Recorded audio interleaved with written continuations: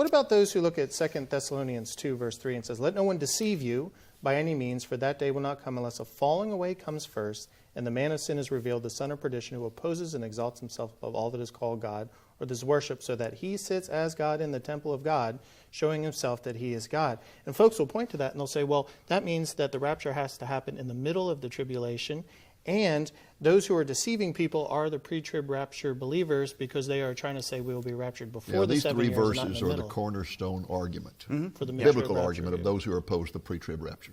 Yeah, which me, with all due respect, I said, what Bible are you reading? Is it the one with the purple cover? Is that the Barney version? Because you need to put it down.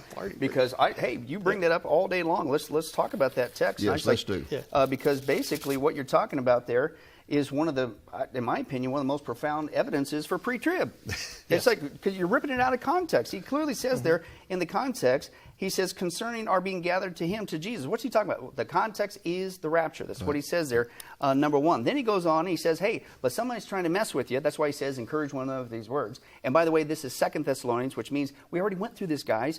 And I can't believe I having to clarify this again. But he had to, because somebody's basically saying, oh, by the way, the 7-year tribulation's already started. That's what he says there. He says, don't give to some prophecy report saying that the day of the Lord has already come. What's the day of the Lord? Day of the Lord, 7-year tribulation, moving forward into the millennial kingdom. So basically, he says, listen, don't listen to these guys that are saying you're in the 7-year tribulation. That's the whole argument right there. And then he goes on and says, hey, don't let anybody, what? Deceive you, which means it's a lie. It's a lie to say that we're in the 7-year tribulation, the day of the Lord.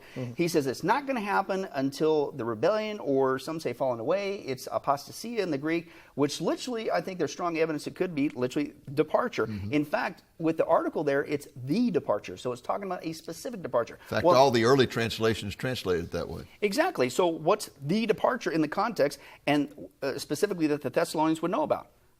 The rapture. So if you read it, looking at that, it's like he's talking about the rapture. Don't be deceived. Anybody says you're going to be in the 7-year tribulation, that day's not going to happen until the departure, the rapture happens. And then what happens?